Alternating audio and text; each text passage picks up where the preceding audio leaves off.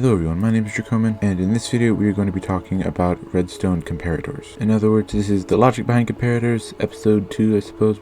I think we can make this into a series, probably. I think the most basic thing that most people know about comparators is that they do give off a signal strength. If we get some redstone laid out here, and then if we go ahead and fill this in just a little bit, you can see, well, the redstone line, this thing only powers depending on how much is in this. So if there's just a little bit in this composter, then it will just power a little bit of the redstone, which is in this case is just one piece. But if we power it a little bit more, it's now gone up to 2 pieces, as you can see, and 3 pieces, 4 pieces, 5 pieces, 6 pieces, 7 pieces, and I think that was 8 pieces maybe. So it looks like it only powers up to 8 pieces with a composter, which isn't terrible.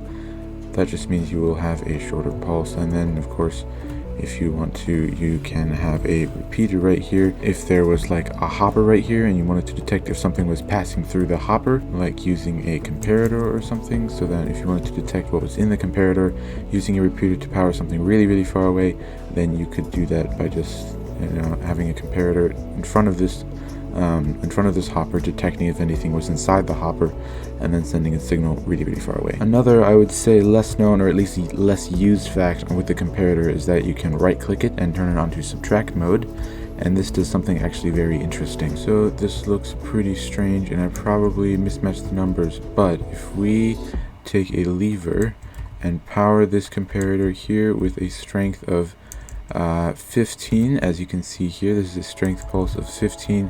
If we go any further with this redstone, it doesn't power it. That's as far as you can go, just 15. But then if we come back over here and put the comparator on subtract mode, and then give it a power of, I think this should just be power of 1, then, or no, that's power of 15 actually, that's the strongest. So ignore these are completely wrong then. If we give this a strength power of 15, then it will subtract 15, or it will subtract these 15 from 15, and that will get 0, so we don't have any output then. But if we have 15 coming out and 14 going in, then 15 minus 14 is 1, as you can see, so only 1 lamp will turn on. And again, if we flip on this one, which is the number 10, it doesn't actually, I mislabeled it, but that's the number 10. So 10, there's a power of 10 going into this repeater, and if we flip this lever, then you can see 5 should be coming out, and as you can see, there are only 5 lamps being powered by this, because 15 minus 10 is 5. So the order is kind of weird, where it's like, if it's 5 away, that's a power of 10 because it's 15 minus 5, and then you have 10 over here, and then it's 15 minus 10, and then it's 5 again. So it's all kind of weird and wonky. I'm honestly not even sure if any of that really made sense, but hopefully it did in some way. So on the topic of item frames, we can also make something like this massive thing over here,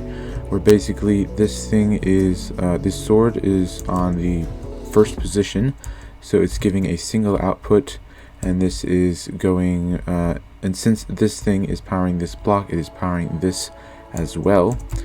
And so then, but when I put it on the output of 2, then it will power out over this way, so it will power this here and this redstone here, which will then power this block and turn off this torch, which will turn this torch on. But also what it will do is it will send the signal up this way and power this block, which will turn this torch off. So what you can see here, if I put it on the second position, this torch turns off and then this one turns on, so we have another individual output with which we can put a signal or something. So as you can see, when we turn the sword, we get an individual output every single time, which is really nice, until we get back to the first position here again. So this is a really handy system, but there is a way to compact it, so let's look at that. With this little system right here, which I know looks scary, I always thought this looked scary, but now that I understand it, it's so much nicer. So basically what's happening is, in this chest we have 9 stacks of item frames, which means that this this comparator is detecting the 9 stacks and powering this comparator here, which is on subtract mode. And then, so that's not going to power until this sword is in a certain position. So that means, because when this sword is in, say, the 10th position, like then 10 or so minus whatever is in here will actually give an output. And then this comparator will be able to detect it and power this block. So it will power at that certain level of power, power, yeah, I guess. Yeah, that was a lot. And then also this comparator here will put an output of 1 here because it's detecting that this thing is being powered. But then if you go any higher than that, this comparator will give an output of 2 and then power this so that this thing will no longer be giving an output. So when this sword is in the position pointing to the left, right as it is right now, this lamp turns on, but this comparator here is only giving an output of 1. But if we power it any further than that, it will give an output of 2 and turn off this comparator, which is also on subtract mode, as you can see by that little lamp or that little light right there. And this means that the lamp will no longer be powered because, well, it just won't happen. Gosh, I gotta explain this better. Both of these comparators are being powered with a level of 2, and so this thing is being powered with 2, and then this is being powered with 2, so 2 minus 2 is 0, which means we do not get an output. So I suppose somebody could say that this tiny circuit here is really not necessarily an exact copy of this, because what this does is it gives an individual output for each area of the sword, or each position of the sword that is on, whereas this one only detects one position, which honestly I think is a lot nicer personally, because then you can make you can connect a bunch of these together and then have a bunch of different swords put in different positions, and then you have to get them all pointing in the exact correct direction in order to open a door or activate something. I think I just said opening a door because I just prefer doors over other contraptions, I guess. Moving on to our next point, which is what can a comparator detect? Well, speaking in item frames, a comparator can detect if an item frame is full, which as it is now, and it can, as you saw with these things, it can detect what position the item is in. Comparators can also detect composters, and they can detect if something is in the composter.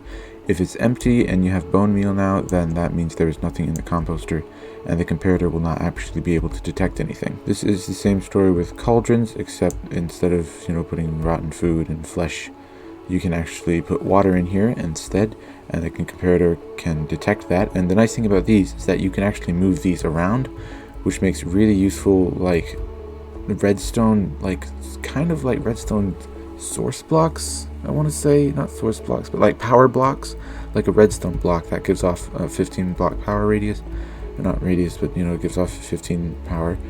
And I don't know if this gives off 15 power, but you can move these around inside your redstone contraptions and then just add a repeater at the end to give 15 power, which is really, really nice. Another thing they can detect is if an item is in a chest or a trapped chest, which is also kind of nice. But they cannot detect if you put things in an ender chest, which you can see I have here. There is a piece of glass in here, and this comparator cannot detect it. They can detect if there are things in a dropper or a dispenser. Comparators can also detect if you put a book on a lectern. Oddly enough though, and this confuses me the most, they can't detect if you put a minecart on a detector rail, because that does give off a redstone signal. So theoretically this should be powering the lamp, but it's not, which really is confusing. And last but not least, we have the jukebox, which a comparator can detect if this thing is empty or not. As you can see, when we put a disc in here, the disc starts playing its lovely, lovely tune, which is, it's just beautiful. I love this cat song. But as you can see, the comparator does detect that the disc is inside the jukebox, and it powers this thing here, and it powers this lamp. So that is, yeah, that does work. Anyways, that is all I have time for today. So if you enjoyed today's video, leave a like down below, and if you really enjoyed it, then consider subscribing, because that would help out a lot. But yeah, I'll see you next time.